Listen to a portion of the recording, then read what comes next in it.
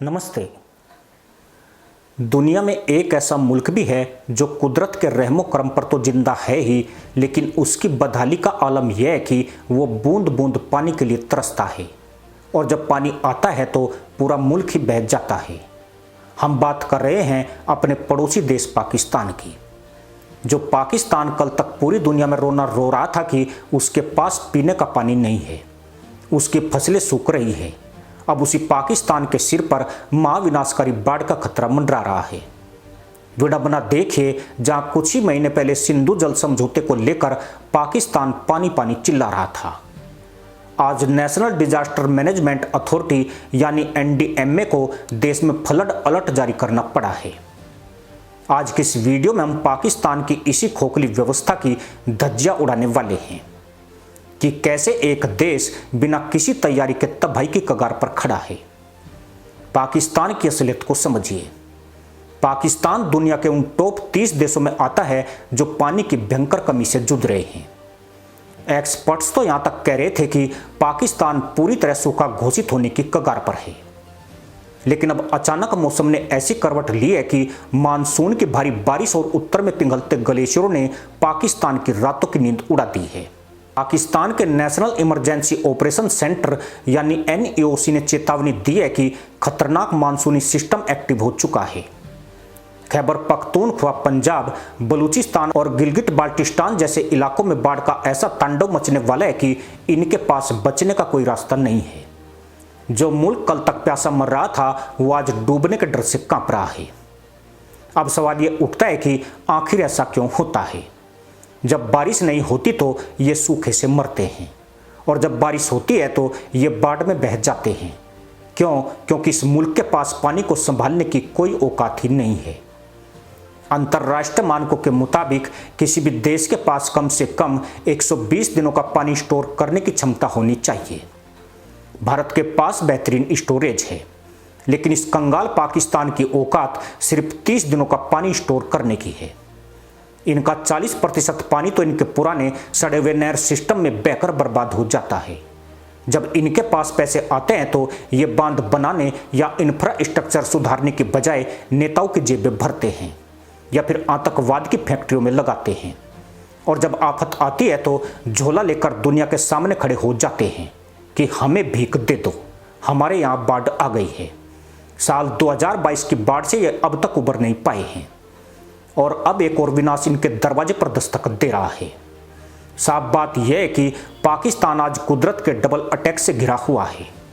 एक तरफ पानी का संकट और दूसरी तरफ उसी पानी से आने वाली मौत।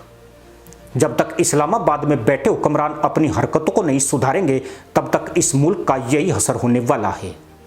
कभी प्यास से तड़फेंगे तो कभी बाढ़ की लहरों में बहेंगे, पर मामला यहीं खत्म नहीं होता। असली कहानी अभी बाकी है। अब उन खौफनाक आंकड़ों को देखिए जो साबित करते हैं कि पाकिस्तान इस वक्त बारूद के ढेर पर नहीं बल्कि पानी के उस एटम बम पर बैठा है जो कभी भी फट सकता है।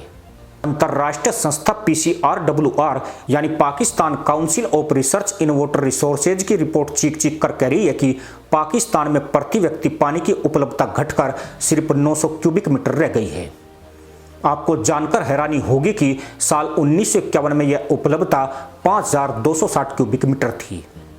यानी जो देश कभी पानी के मामले में अमीर था वह आज वाटर स्कॉर्सिटी यानी भयंकर जल संकट के जाल में फंस चुका है। अगर प्रति व्यक्ति पानी 1000 क्यूबिक मीटर से कम हो जाए तो उसे अंतर्राष्ट्रीय स्तर पर सूखाग्रस्त माना जाता है। पाकिस्तान इस रेखा को बहुत पहले पार कर चुका है। अब बात करते हैं आज के खतरे की। ध्रुवीय क्षेत्रों के बाहर पाकिस्तान एक ऐसा देश है जहां दुनिया में सबसे ज्यादा ग्लेशियर पाए जाते हैं, लगभग 7253 ग्लेशियर। लेकिन ग्लोबल वार्मिंग की वजह से ग्लेशियर अब वरदान नहीं बल्कि पाकिस्तान के लिए अभिशाप बन चुके हैं। मौसम वैज्ञानिकों के अनुसार इस साल तापमान सामान्य से 4 से 5 डिग्री सेल्सियस ज्यादा दर्ज किया गया है, जिसकी वजह से ये ग्लेशियर रिकॉर्ड रफ्तार से पिघल रहे हैं। नतीजतन पहाड़ों में ग्लेशियर फटने का खतरा 300 गुना बढ़ गया है। ऊपर से मानसून की मार ऐसी है कि मौसम विभाग ने देश के 70% हिस्सों में सामान्य से 150 से 200 गुना ज्यादा बारिश का अनुमान जताया है। दुनिया हैरान है कि जब पानी आ रहा है तो पाकिस्तान इसे बचा क्यों नहीं लेता। दरअसल पाकिस्तान का सबसे बड़ा बांध तरबेला बांध और मंगला बांध अपनी क्षमता खो चुके हैं। गाद जमने की वजह से इन बांधों की वाटर स्टोरेज क्षमता 30% तक कम हो चुकी है। जहां दुनिया के विकसित देश अपने कुल पानी का 40% हिस्सा स्टोर कर लेते हैं, वहीं पाकिस्तान सिर्फ 10% पानी स्टोर कर पाता है। इसका मतलब यह हुआ कि हर साल मानसून में पाकिस्तान अरबों डॉलर की कीमत का लगभग 30 मिलियन एकड़ फीट पानी सीधे बहाकर समुद्र में बर्बाद कर देता है। और जब सूखा पड़ता है तो यही पाकिस्तान सिंधु जल समझौते का रोना रोते हुए भारत पर कीचड़ उछालने की नाकाम कोशिश करता है। शहबाज शरीफ सरकार आज डरी हुई है और उनके इस डर के पीछे एक बहुत बड़ा खौफनाक इतिहास है। जरा याद कीजिए साल 2022 की वो महाविनाशकारी बाढ़। वर्ल्ड बैंक की रिपोर्ट के मुताबिक उस एक बाढ़ ने पाकिस्तान की अर्थव्यवस्था की कमर तोड़कर रख दी थी। जरा इन आंकड़ों को ध्यान से सुनिए और सोचिए कि क्या यह मुल्क दोबारा ऐसी मार झेल पाएगा। पाकिस्तान का 1/3 हिस्सा पूरी तरह पानी में डूब गया था। 3 करोड़ 30 लाख से ज्यादा लोग बेघर और प्रभावित हुए थे, यानी श्रीलंका की कुल आबादी से भी ज्यादा लोग सड़कों पर आ गए थे। 1700 से ज्यादा जाहिल हूरों की खोज में भाग गए थे। पाकिस्तान को 30 अरब डॉलर यानी लगभग 2.5 लाख करोड़ रुपए का सीधा आर्थिक नुकसान हुआ था। उनके 40 लाख एकड़ से ज्यादा फसलों के खेत तबाह हो गए थे, जिससे देश में आटे और चीनी की किल्लत आज तक बनी हुई है। आज साल 2026 में भी पाकिस्तान उस 30 अरब डॉलर के कर्ज और नुकसान से बाहर नहीं निकल पाया है। महंगाई दर आसमान छू रही है, विदेशी मुद्रा भंडार खाली पड़ा है और IMF के सामने हर महीने कटोरा लेकर भीख मांगनी पड़ रही है। ऐसी कंगाल हालत में अगर 2022 जैसी बाढ़ दोबारा आ गई तो पाकिस्तान का नक्शा ही बदल जाएगा। मुल्लाओं के पिछवाड़े लाल हो जाएंगे, क्योंकि इस बार उनके पास टेंट और दवाइयां खरीदने के पैसे भी नहीं बचे हैं। मौसम वैज्ञानिकों की माने तो इस साल बाढ़ का खतरा 2022 से कहीं ज्यादा भयानक है, क्योंकि इस बार मानसूनी हवाओं और पश्चिमी विक्षोभ का ऐसा खतरनाक मिलन हो रहा है जो सीधे पाकिस्तान के पहाड़ी इलाकों को टारगेट करेगा, यानी मुल्लाओं की बजने वाली है। अगर नुकसान की बात करें तो इंटरनेशनल एजेंसियों के अनुसार इस साल की बाढ़ से पाकिस्तान को लगभग 40 अरब डॉलर से अधिक का आर्थिक झटका लग सकता है। उनकी बची कुची गन्ने और कपास की फसलें पूरी तरह बर्बाद हो जाएंगी।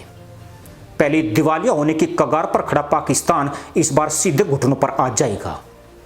पाकिस्तान की जनता दाने दाने को मोहताज हो जाएगी और इसके जिम्मेदार और कोई नहीं, वहां के निकम्मे हुक्मरान होंगे। वही हुक्मरान जो भारत को बात बात पर धमकी देते हैं। अब आते हैं उस बात पर जिससे पाकिस्तान की पैंट ढीली हो रही है। पाकिस्तानी मीडिया में यह हुआ बनाया जा रहा है कि क्या भारत पानी छोड़ देगा। पाकिस्तान के डर की वजह भी समझिए। सिंधु जल समझौते के तहत सतलुज, ब्यास और रावी जैसी नदियों पर भारत का नियंत्रण है।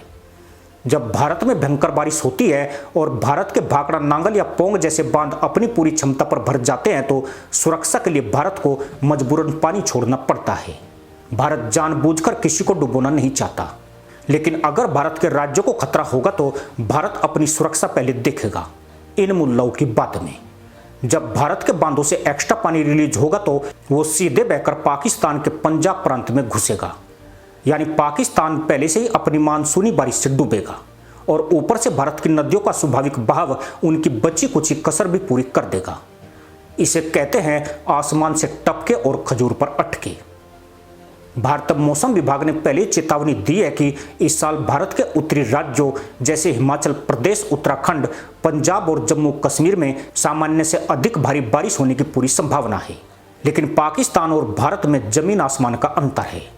जहां पाकिस्तान आफत आते ही रोना शुरू कर देता है, वहीं भारत का इंफ्रास्ट्रक्चर और आपदा प्रबंधन टीमें किसी भी चुनौती से निपटने के लिए 24 घंटे मुस्तैद रहती है।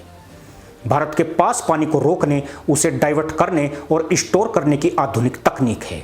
भारत भारी बारिश को संभालना जानता है, जबकि पाकिस्तान के लिए बारिश का मतलब सिर्फ और सिर्फ बर्बादी है। कुदरत का नियम बहुत सीधा है, आप जो बोओगे वही काटोगे। जब पाकिस्तान के पास समय था, जब दुनिया से उसे फंड मिल रहा था, तब उसने पानी बचाने के लिए नए बांध नहीं बनाए, मॉडर्न इरिगेशन सिस्टम यानी सिंचाई प्रणाली नहीं लगाई और न ही नदियों के तटबंधों को मजबूत किया। उन्होंने क्या किया?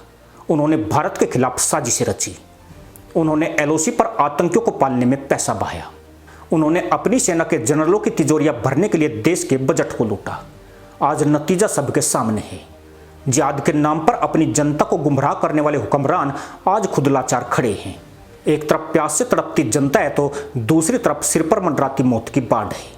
पाकिस्तान की सरकार आज भी अपनी नाकामी छुपाने के लिए क्लाइमेट चेंज का रोना रोएगी, लेकिन सच यह है कि यह कुदरत की मार कम और उनकी खुद की नालायकी का नतीजा ज्यादा है। इसी के साथ अनुमति दोस्तों, जय हिंद, वंदे मातरम।